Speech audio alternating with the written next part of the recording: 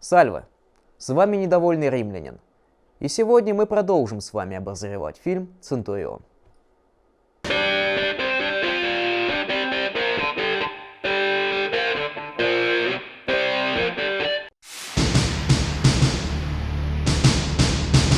Нашему герою все же удалось спастись. Красота-то какая! Лепота! Нас знакомят с новым отрядом главного героя, состоящего из выживших легионеров. Макар, вторая когорта. Это что, афро-римлянин? Нас обманули. Дальше что, афроцезарь?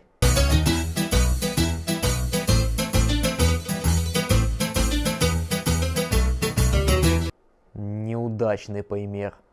Просто я черный, и тебя это бесит. В представлениях современных режиссеров Римский легион – аналог иностранного легиона, где всевозможные иностранцы по выходу в отставку получали римское гражданство. В реальности все было немного не так. Дело в том, что в римские легионы поначалу зачисляли только римских граждан. Со временем в римские легионы стали поступать провинциалы, но, как правило, это были сыновья бывших отслуживших легионеров, и либо же жителей провинции, которые уже получили римское гражданство. Теоретически он бы мог попасть на службу в римскую армию, а именно в легион, в том случае, если бы его отец отслужил во вспомогательных войсках и получил по выходу в отставку римское гражданство. В таком случае он, как сын бывшего ветерана, мог бы попасть на службу в легион. Но если бы такое и произошло, он начал служить в североафриканских легионах. А 9-й легион был переброшен в Британию из Испании и в Африке не стоял. Леонид, разведчик. Фильм «Центурион» – один из тех редких случаев, когда русский дубляж действительно лучше оригинала. Как минимум благодаря нему в фильме меньше тупостей. Леонид, разведчик. Leonidas, junior scout and peltaст. Пельтаст! Пельтаст! Авторам невдомек, что пельтасты – это легкая пехота, вооруженная дротиками. Существовали они в греческих и эллинистических войсках. Вероятно, авторы перепутали пельтастов с велитами, легковооруженной пехотой, выполнявшей приблизительно те же функции в римском республиканском войске. Уже на рубеже вторых-первых веков до нашей эры упоминания о велитах исчезают из исторических источников. В более позднее время появляются ланциарии, легионеры, вооруженные охапками с дротиками, ланцеями. Но появляются они уже в более позднее время, на рубеже вторых-третьих веков нашей эры. Да и если он в самом деле пельтаст, какого черта он облачен в тяжелый сегментный панцирь, если на поле боя от него требовалась маневренность и гибкость? Лорика сегментата не самый подходящий доспех для подобных занятий. Нужно найти тело генерала. Он заслуживает лучше могилы, чем это. Но генерал жив. В реальности не генерал, а легат. Дело в том, что легионы возглавляли легаты. Исключение представляли легионы, размещенные в Египте, которые находились под командованием легионных префектов. На протяжении 10 минут сцены знакомства главных героев уровень маразма не перестает зашкаливать. Следующим нас знакомят с боевым поваром, метающим топоры Аки Стивен Сигал в фильме «Захват». Отличный бросок, солдат. Меня зовут Тарк. Я не солдат, я повар. Да ладно. Фассбендер корчит удивленное выражение лица. И это неудивительно, ведь в римской армии не существовало централизованной системы снабжения войска горячим супом. Дело в том, что каждый контуберний, отделение из 8 человек, самостоятельно готовил себе еду. И даже если бы повара действительно существовали, то в таком случае их бы приписывали к отдельной категории, так называемых иммунов. Солдат, которых освобождали от повседневной рутины, вроде рытья траншей и стояний в караулах, но вместо этого на них возлагались специальные обязанности, такие как медицинская служба или же, например, кузнечные работы. Хотя пояса довольно неплохо сделаны и соответствуют реальным археологическим находкам, все же для начала II века выглядят немного староватыми.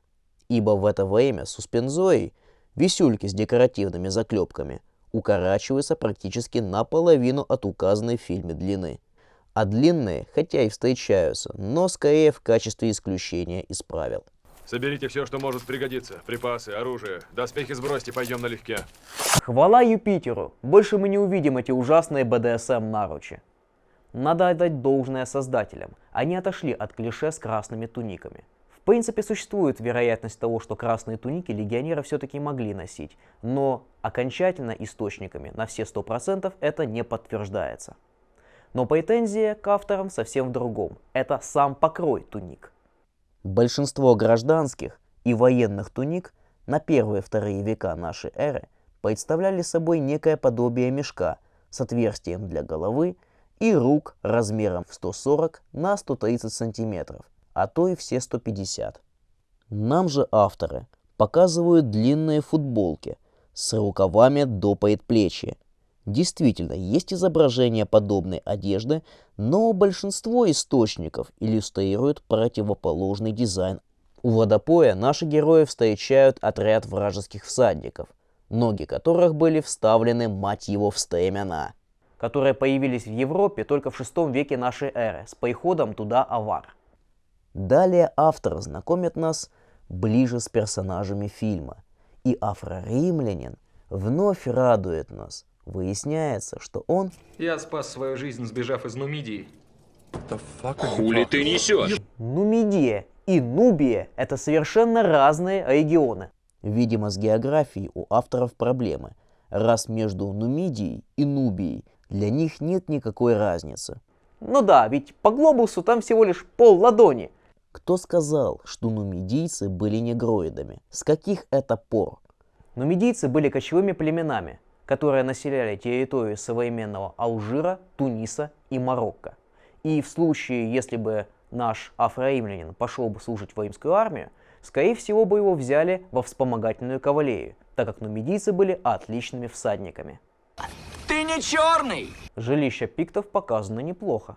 Дома овальной формы, свойственные кельтам в Британии в момент прибытия римлян на остров. Их армия слишком рассредоточена.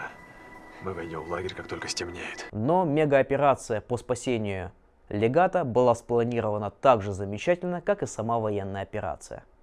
Операция диверсионной разведгруппы римлян по спасению легата оказалась неудачной. На что легат командует Фассбендеру. Генерал, легион переходит под твое командование. Уводи людей. Осталась только маленькая когорта воинов. Квинт, возможно, я покажусь немного придирчивым, но 8 человек это контуберний, а уж никак не когорта из 480 человек. Придушив мальчишку, бросив легата, легионеры даже не попытались найти легионного орла, главной воинской святыни легиона. В случае утраты орла легион могли расформировать, а личный состав подвергнут децимации, казни каждого 10-го легионера. Правда, в период империи децимация применялась крайне и крайне редко, лишь только в самых исключительных случаях. Утром выяснилось, что... Этот пидорас появился внезапно, надавал нам по жопе и украл весь кокс. На самом деле, мальчишка, которого убил Такс, оказался сыном вождя. И такого простить они не могли. В отместку происходит поединок между легатом и убивашкой. Как выяснилось, гений стратегии не только не умеет организовывать разведку, но и не знает, что, подойдя на близкое расстояние к противнику с длинным древковым оружием, его можно перехватить, оставив тем самым противника без оружия.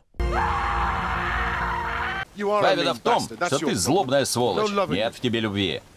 Убийство сына вождя не сходит нашим героям с рук, и за ними отправляется погоня. Пока не найдут этого хуесоса и не вырвут ему, блядь, легкие через жопу. На головах у воинов, судя по всему, сегментные шлемы, типа шпанги-хельм, близкие к тем, что носили в конце существования империи и начала раннего средневековья. Вероятно, что нашим героям не хватало приключений на свою задницу, и они решили поиграть в Куриленко в поддавки. Зная о том, что тебя преследует враг, спрятать тушу убитого животного или хотя бы оттащить ее подальше в лес было, видимо, невозможно. Отдельно стоит сказать о британской кавалерии. Еще Юлий Цезарь, а также Агрикула писали, что британцы в качестве кавалерии использовали, как правило, боевые колесницы, а не конницу. Правда, в документе из Виндоланда сообщается, что некоторые из племен располагали значительными отрядами кавалерии. За спинами у варваров какие-то непонятные круглые щиты, видимо заимствованные из реквизита фильма про викингов. В действительности пикты и каледоны пользовались небольшими квадратными, овальными, а также прямоугольными щитами, мало имевшие общего с тем, что показано в фильме.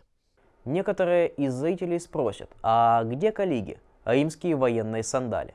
В фильме воины обуты в закрытую обувь под названием кальцеи. Изначально под кальцеями подразумевались закрытые сапоги-ботинки, которые носили представители сената и всадники.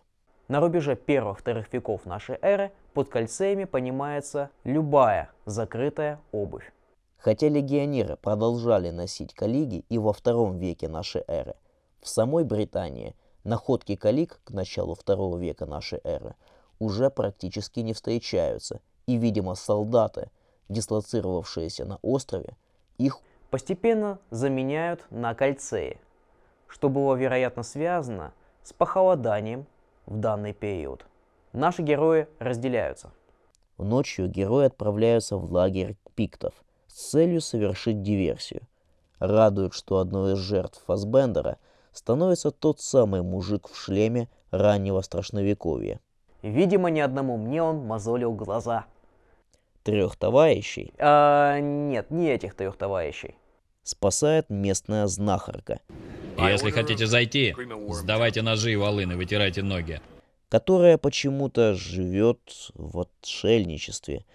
Они перестали быть моим народом. После того, как Горлокон обвинил меня в колдовстве и оставил вот это, кошмарная метка изгнанной. Местные боятся ее и считают колдуньей. Что? Хотя среди кельтов знахарки были довольно-таки в высоком почете. Фассбендер заявляет: Из 3000 нас осталось 3. Кто-то может упрекнуть создателей в том, что легион насчитывал 5000 человек, а вовсе не 3000, как сказал Фассбендер. Тем не менее, этому есть свое логическое объяснение. Довольно-таки часто из состава легионов откомандировывались специальные отряды, так называемые векселяции. Небольшие соединения, отправлявшиеся в жопу мира для ведения определенных военных действий, либо же, например, охраны переправ и важных военных объектов. Также очень часто в легионах попросту не хватало солдат. К примеру, отслужившие дембеля уже ушли на покой, а вновь прибывших новобранцев еще попросту не было. Даже сейчас в современных армиях полностью укомплектовать подразделение не всегда получается. Одета героиня в платье времен Средневековья или даже нового времени. Правда, сидит оно на ней очень даже неплохо. У бледных поганых пластинки белые. Вы не разбираетесь в грибах? Ну, я бы так не сказал. Судя по тому, как они работают с историческими источниками, они явно употребляют какие-то грибы. Ее зовут Этайн. Ты ее знаешь? Кто говорит колдунья, а кто говорит нимфоманка? Известно точно, ни одного мужика не пропускает. Интересно, то есть даже в такой глуши все знают про Этайн, и только римляне о ней ничего не слышали. Представляете, это как если бы про Штирлица знал каждый советский гражданин, и только для немцев он бы был абсолютно неизвестен. Идиллию прерывает убивашка. Понимая, что оставаться небезопасно, они отправляются в размещенный неподалеку римский военный лагерь, который, как выяснилось, был не в самом лучшем состоянии. Набегав вдоволь, Фассбендер и его команда решают таки принять бой. Архитектурный план форта не перестает удивлять. Внешне он похож на декорацию для ролевых игр. Впечатление, что строили его, опираясь на макет римского форта для военно-исторических миниатюр. Многие из фортов были действительно деревянными, но деревянная стена чаще размещалась поверх земляного вала, возвышавшегося на несколько метров. Внутри вала стационарных лагерей имелся деревянный каркас, либо же в некоторых случаях земляная опора, размещенная за деревянной стеной. Это что, всадник подъехал к стене верхом на коне и, подняв руки вверх, залез на стену? Не знал, что так можно. Как он вообще подъехал верхом на коне к стене? Ведь любой форт всегда обносился рвом. Возможно, увиденное превышает твое понимание. Любой римский форт, даже походный форт или даже чертова дозорная башня всегда обносилась валом и рвом. В некоторых случаях вал обносился даже двойным, а то и тройным рвом. Делалось это именно для того, чтобы создать противнику дополнительное препятствие и усложнить штурм, и тем более исключить возможность подобных подкатов верхом на лошадях к крепостным стенам. Как конь Куриленко, так и предыдущего противника мастерски перепрыгивают через горящую телегу. Многие из лошадей боятся огня, и подобное огненное препятствие для них представляло бы очень серьезную проблему. Если только это не были бы специально обученные лошади, как, к примеру, это кони, которых готовят для выступлений в цирке, либо же для съемок в кино. Британские лошади были довольно-таки низкорослыми, и перепрыгнуть такую преграду для них было бы очень и очень трудно.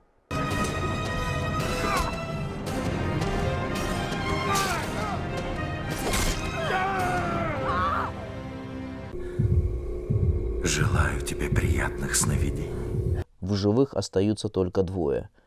И Такс, убийца сына вождя. Это что, наполовину готовый вал Адриана? То есть пару дней назад 9-й легион отправили на север, и его личный состав ничего не знал о возведении огромной стены, пересекающей практически весь остров. Как показывали в фильме, база 9-го легиона была в Йорке, тогдашнем Эбараке, что южнее вала Адриана.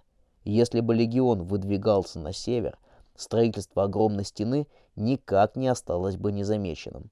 Более того, солдаты самого легиона были бы задействованы в его строительстве, чем часто и напрягали военнослужащих империи.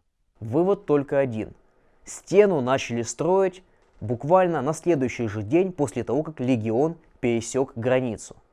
То есть представляете себе, как это в течение недели мобилизовать все размещенные в Британии войска и за неделю отгрохать огромную стену. И, кстати, изначально большая часть Адрианового вала была построена в виде земляной насыпи с деревянным парапетом для патрулирования стены.